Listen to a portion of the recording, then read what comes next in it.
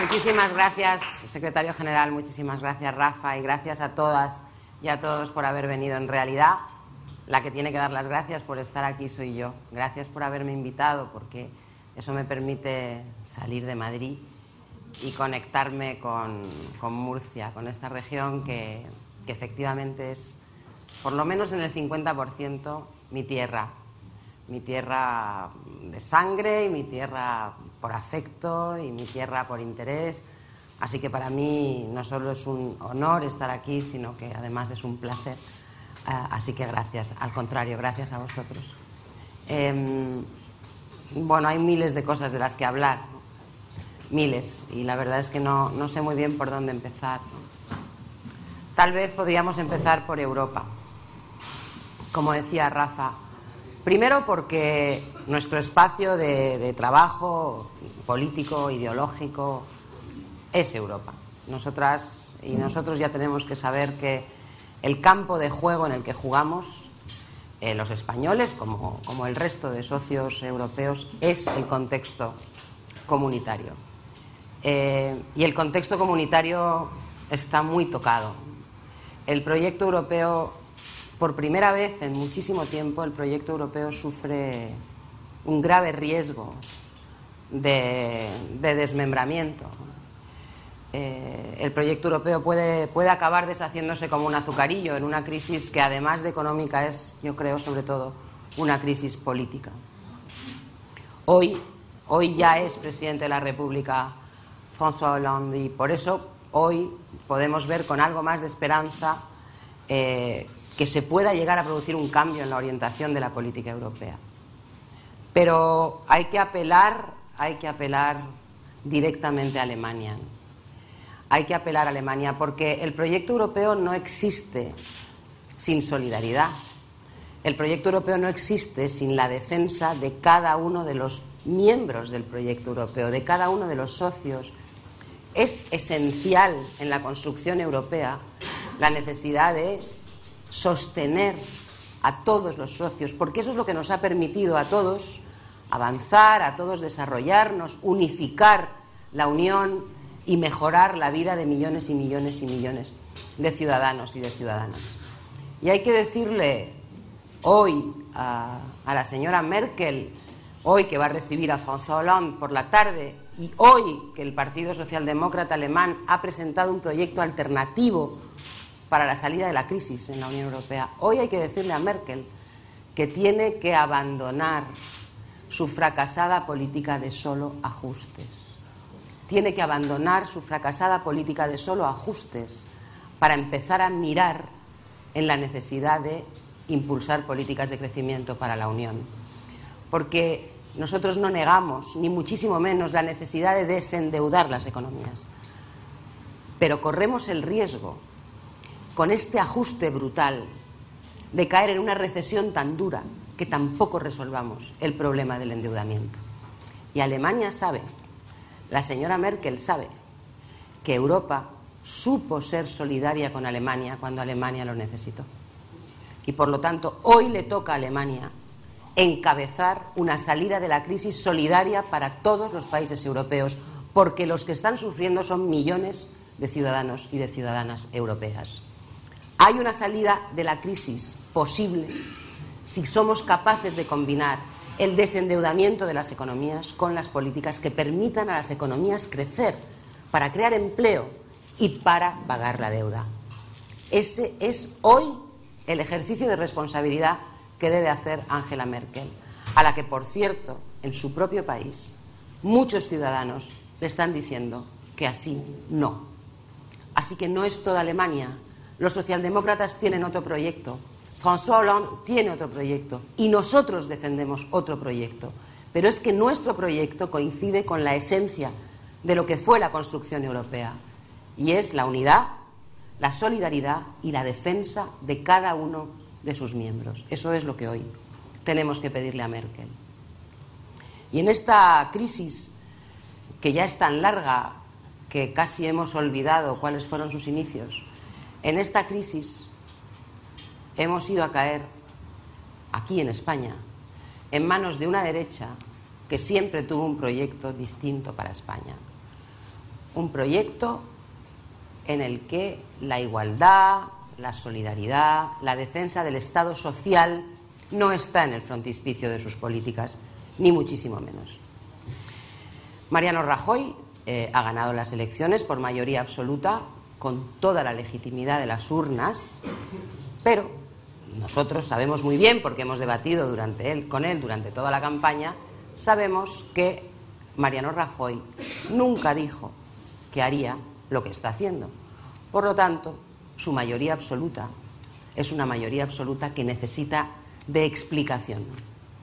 Yo me preguntaba hoy, después de repasar un poco cómo había sido la semana pasada en España, ¿no?, y cómo ha arrancado esta, me preguntaba hoy qué tiene que pasar en España para que Mariano Rajoy salga a dar la cara. ¿Qué más tiene que pasar en España para que el presidente del Gobierno explique a los ciudadanos y ciudadanas españoles en qué punto estamos? Es que ha caído la cuarta entidad financiera del país. Es que no hemos tenido la prima de riesgo en este nivel nunca. Es que la bolsa ha ido dándose batacazos un día tras otro. Y los ciudadanos y ciudadanas tienen derecho a saber qué está pasando. Y por eso digo, ¿qué más tiene que suceder para que Mariano Rajoy comparezca en el Parlamento y ante los ciudadanos para explicar qué pasa en España, qué pasa en Europa y qué piensa hacer? Me parece una actitud completamente despectiva, ¿no?, para la ciudadanía, que ni un solo miembro del Gobierno, durante 5 días, cuando uno de los principales bancos de este país estaba en riesgo, no saliera a explicarnos nada. Desde luego no al Partido Socialista, ni al resto de fuerzas políticas, ni a los sindicatos, ni a los empresarios, digo a los ciudadanos y ciudadanas. Esa actitud de la derecha con mayoría absoluta ya la conocemos. Pero yo creo que ni siquiera Aznar se atrevió a tanto como a lo que se está atreviendo Rajoy, que es a cambiar radicalmente el modelo social, el modelo de país, sin ni siquiera pasar por una explicación. Explicación, por cierto, que no dio durante la campaña electoral. Así que este jueves vamos al Parlamento a votar 3 decretos leyes. 3. Uno de ellos cambia radicalmente el modelo educativo español. El segundo cambia radicalmente el modelo sanitario español. Y el tercero cambia radicalmente el modelo de televisión pública española. 3 decretos, 3 decretos que no han contrastado con nadie, que no han hablado con nadie y que son tan profundos, como os digo, que cambian casi radicalmente el modelo educativo, el modelo sanitario y el modelo de televisión pública. Nada de eso dijo Rajoy durante la campaña. Se comprometió a todo lo contrario y lo va a hacer. Y lo va a hacer por decreto. Claro, cuando un país está en una situación tan difícil como la que tiene el nuestro en este momento, hay una herramienta magnífica, ¿no?, que es el diálogo. Es una herramienta magnífica. Es que hay que dialogar aunque las cosas vayan bien. Pero cuando las cosas van mal, dialogar es obligado. Esa herramienta del diálogo que el gobierno de Rajoy ha decidido no utilizar nunca. Por eso hizo una reforma laboral sin hablar una sola palabra con los sindicatos de este país. Por eso ha hecho una reforma educativa sin hablar ni con el cuerpo docente, ni con los alumnos, ni con los sindicatos de la enseñanza, con nadie.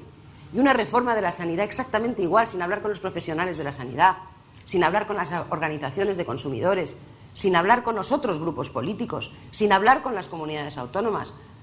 Y por eso va a cambiar por decreto la televisión pública de este país, sin tampoco haber hablado con quien estaba obligado a hablar, que era con el resto de grupos políticos y en primer término con el Partido Socialista. Esa manera de gobernar, en la que el diálogo no existe y en la que uno va avanzando por decreto ley, aunque todo aquello que está haciendo fue aquello que negó que haría durante la campaña, se llama pura y llanamente prepotencia. Prepotencia. Y la prepotencia es una muy mala consejera, siempre lo es. Pero en una situación de crisis como esta, la prepotencia es directamente irresponsable. Esa es la herramienta con la que sí gobierna Rajoy, la prepotencia. Prepotencia que, por cierto, también utiliza uno de los alumnos aventajados de Rajoy, que es Martínez Pujalte, ¿no? Que con gran prepotencia ha despreciado a los lorquinos y lorquinas.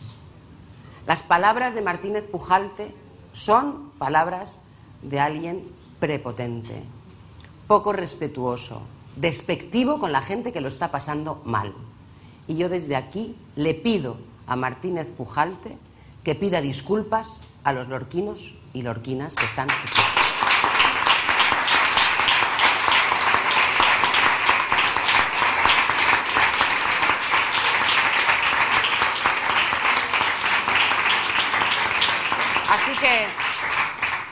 Así que por una parte tenemos un contexto europeo que es imprescindible que cambie y que debe cambiar de la mano de un cambio en la política de Merkel. Tenemos una derecha con mayoría absoluta y con la gran excusa de la crisis, modificando radicalmente lo que han sido los elementos fundamentales del consenso político en España. Y los tenemos además trabajando sobre la base de la prepotencia. Rajoy no lo sabe todo, pero hace como si supiera todo. Hace como si supiera todo, no habla con la gente, no habla con el resto de fuerzas políticas y está practicando un cambio radical en nuestro modelo social. Y ahí venimos nosotras, las mujeres.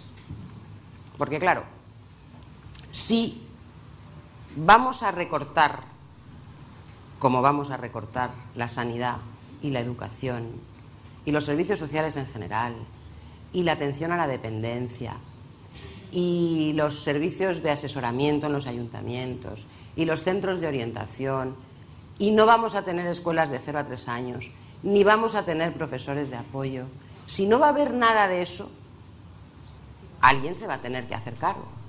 ¿Sabéis en quién han pensado? En las mujeres. Han pensado en las mujeres. Han dicho, bueno, han construido esta falacia según la cual la crisis es culpa del Estado social, cuando todos sabemos que la crisis es culpa del sistema financiero, nada que ver con el Estado social, por cierto. Han construido la teoría de que la culpa de la crisis es el Estado social, que es carísimo y que hay que recortar a diestro y siniestro porque el Estado social no se puede sostener tal y como es. Por cierto, la culpa de que sea caro el Estado social la tienen las personas mayores, que es que viven muchísimos años, las personas inmigrantes, que es que vienen a trabajar para tener una vida digna, los jóvenes, que es que no trabajan. Así, son culpables todos los colectivos sociales que os podáis imaginar del encarecimiento de los servicios sociales, de lo público que ellos quieren recortar para convertir esta sociedad en una sociedad finalmente dual, en la que una tenga derecho a las cosas del Estado en función de la renta, simplemente. Y uno podrá estudiar hasta el final si es alguien que pertenece a una familia de rentas altas, y si no, oye, para eso está la formación profesional, ya lo sabemos. Es que esto de que los hijos de los trabajadores vayan a la universidad todos, pues es una exageración, ¿no? ¿No habéis escuchado esto 1000 veces? Pues esto lo dicen los que no tienen ningún problema en mandar a sus hijos a la universidad, claro. Por lo tanto, lo que estamos hablando es de un cambio en el modelo, no solamente, digamos, una situación de emergencia económica que requiere adoptar medidas. No, es el modelo que tienen detrás de la cabeza. Y en ese modelo que tienen detrás de la cabeza, que siempre han tenido, estamos nosotras, que también nos hemos pasado para la derecha, nos hemos pasado mucho, por varias razones. Primero, porque no hay empleo, hay muy poco empleo. Entonces, ¿qué hacen las mujeres todas pidiendo empleo? Si hay tan poco empleo. El empleo, todos sabemos que el empleo es, básicamente para los varones y luego una ayudita en casa de las mujeres. Es que yo lo he escuchado toda mi vida y no soy tan mayor. O sea, es que esta es la cultura de la derecha, ¿no? Entonces, para sostener el modelo que han diseñado, necesitan que nosotras volvamos a plantearnos nuestro papel en la sociedad. Hay que replantear el papel de las mujeres en la sociedad. Porque, claro, el fracaso escolar, para ellos, no tiene que ver con que haya más o menos profesores de apoyo en los colegios e institutos, o que la ratio de alumno por clase sea más o menos alta, o que se necesite un trabajo muy, muy importante de integración de todos los alumnos y alumnas que son origen de la inmigración. No, no, el fracaso escolar tiene que ver con que las mamás no están por la tarde en casa para que los niños hagan los deberes. Es que las mujeres tienen un papel que desarrollar según la ideología conservadora que no están desarrollando debidamente. No lo estamos haciendo debidamente porque nos hemos empeñado en ser autónomas, en tener nuestro propio proyecto de vida, en trabajar, en decidir por nosotras mismas si somos madres o no somos madres. Nos hemos empeñado en decidir sobre nuestra vida y eso no estaba previsto en el modelo social de la derecha. Así que hoy, os lo digo completamente en serio, no quiero hacer ninguna broma con esto, está en riesgo, en grave riesgo, la autonomía de las mujeres españolas, en grave riesgo. Porque, al final, el modelo de la derecha, aquí sí me permitiré hacer una broma, es como el villancico de Navidad, ¿no? Es, chicas, vuelve a casa, vuelve. Vuelve a casa, vuelve, porque hay que cuidar a los niños y a los mayores. Porque hay que llevar a la abuela a la diálisis porque ya no hay ambulancia que se lo pague. Porque hay que ayudar al niño pequeño que en matemáticas va flojo y han quitado al profesor de apoyo. Etcétera, etcétera, etcétera. Entonces, nosotras, hace tiempo que habíamos decidido que éramos iguales y que teníamos que tener las mismas oportunidades y la batalla era por tener las mismas oportunidades. Esa era la batalla. Y cuando esa batalla estaba a medio camino, y ya todas las mujeres jóvenes españolas han recibido el mensaje que no recibieron nuestras abuelas, de que tienen derecho a pensar en su propio proyecto vital, sin tener que depender obligatoriamente del papel tradicional que las mujeres españolas han desarrollado, ha llegado la derecha, ha llegado la mayoría absoluta y ha llegado la crisis. La crisis para rediseñar el modelo social y el papel de las mujeres en España es una grandísima excusa. Una grandísima excusa. ¿Qué sucede? Además, que los sectores afectados por los recortes que está preparando la derecha son los sectores en los que nosotras tenemos más empleo. Porque son la sanidad, la educación, los servicios sociales, los servicios de apoyo. Ahí las mujeres estamos sobrerepresentadas. Y esos son los que van a sufrir los recortes. Así que nos vamos a encontrar con menos empleo, porque es justamente donde nosotras más trabajamos, donde más reducción de plantillas va a haber. Si nos quedamos sin empleo y los servicios públicos se recortan de la manera en la que lo piensan hacer, ¿qué vamos a hacer? Pues ocuparnos de lo de siempre. Ocuparnos de las cosas de la casa, de los niños, de los mayores, de los enfermos. Eso es lo que vamos a tener que hacer. Y además no va a ser una elección libre. Porque hoy hay un periodista de la derecha que hace una columna criticándome mucho por este discurso que hago de que el proyecto de la derecha es devolvernos a casa. Y me dice que las mujeres que se quedan en casa porque lo han decidido libremente no deben ser criticadas por nosotras y tal. Ya, pero libremente, ¿qué quiere decir? ¿Qué es libremente? Si finalmente tienes lo más importante de todo, que es una cultura súper asentada en la sociedad española y en muchas otras, que dice que las mujeres tienen que tener un papel y los hombres otros, porque solo así funciona la sociedad. Por cierto, el nuestro subordinado. Papel, otro, pero el nuestro subordinado. Esa es la cultura que estamos combatiendo desde hace, en términos históricos, relativamente poco. Y cuando estamos en ese combate, llega la ideología conservadora con su proyecto detrás y nos intenta volver a situar allí de donde habíamos empezado a salir. Y todo encaja como un guante, porque encaja en la cultura de este país. Mayoritaria, la cultura, digamos, si no mayoritaria, al menos ancestral. Encaja en la cultura ancestral de este país y encaja en el modelo que están dibujando. Y entonces vamos a retroceder. Pero ya estamos retrocediendo, ya hemos perdido muchísimas cosas en tan solo 4 meses de gobierno, o 3. en el tiempo que llevan gobernando ya hemos perdido muchísimas cosas, porque la reforma laboral que ha hecho el Gobierno popular nos machaca a nosotras fundamentalmente, restringe los derechos de los trabajadores a diestro y siniestro, restringe la capacidad de negociación colectiva a diestro y siniestro. Por supuesto, abarata el despido, coloca a toda una generación en situación de precariedad eterna, pero sobre todo golpea en lo que las mujeres necesitamos que el mercado laboral nos dé para que podamos efectivamente entrar sin tantas resistencias. Nosotras somos las más afectadas por la reforma laboral. Eso es lo primero que hicieron. ¿Y alguien me puede explicar qué tiene que ver eso con la crisis económica? ¿O alguien me puede explicar qué tiene que ver con la crisis económica que se estén replanteando la ley de interrupción voluntaria del embarazo? ¿Qué tiene que ver con la crisis económica? La decisión de las mujeres de ser madres o no ser madres. ¿O qué tiene que ver con la crisis económica que, como por arte de magia, hayamos dejado de hablar de violencia machista para hablar de violencia doméstica? ¿Y cómo se sorprenden tanto ayer de que las 18 mujeres asesinadas este año no hubieran denunciado? ¿De qué se sorprenden? ¿De qué se sorprenden? Las situaciones de crisis, las situaciones de miedo y de angustia de la gente. Pues las mujeres víctimas de violencia, doble angustia, doble miedo, doble inseguridad. Porque además los mensajes que reciben desde el gobierno, desde la administración, no las animan nada, ni a ser autónomas. Están empezando a pensar que no lo van a poder ser. Luego, ¿cómo van a denunciar? Pero es que además han restringido brutalmente las campañas de sensibilización en torno a la violencia doméstica y el apoyo a las organizaciones que se ocupan de las víctimas de violencia de género.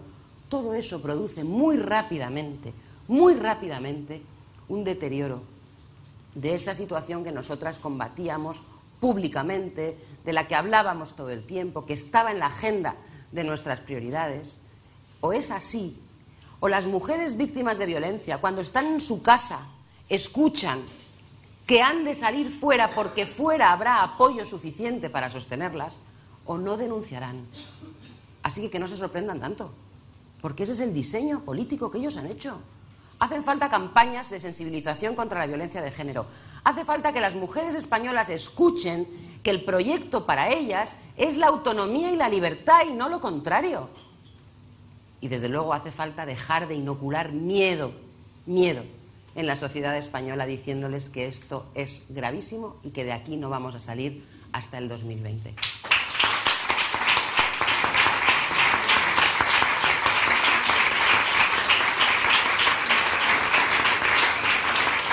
Así que, si queremos combatir la violencia de género, siempre hemos dicho que la violencia de género era tan solo la punta del iceberg de una situación de dependencia y subordinación de las mujeres. A mayor dependencia y subordinación de las mujeres, mayor será el conflicto de la violencia de género.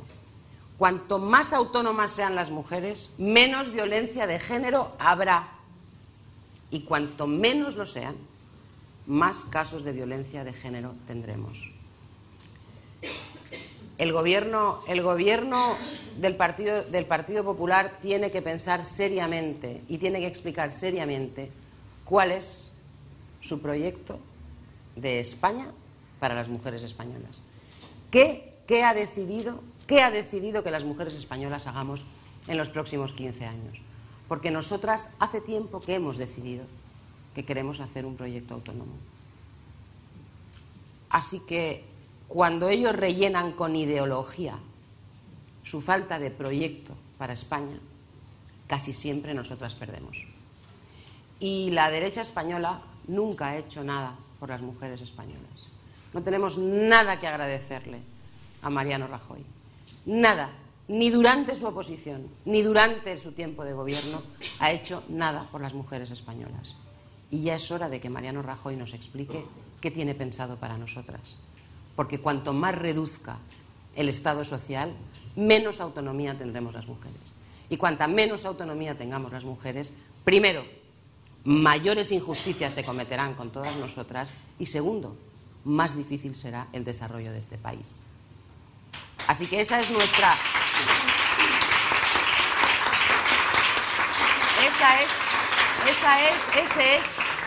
Ese es nuestro gran reto, que a la vez es nuestro gran riesgo, y que no estoy tratando de alarmar a nadie.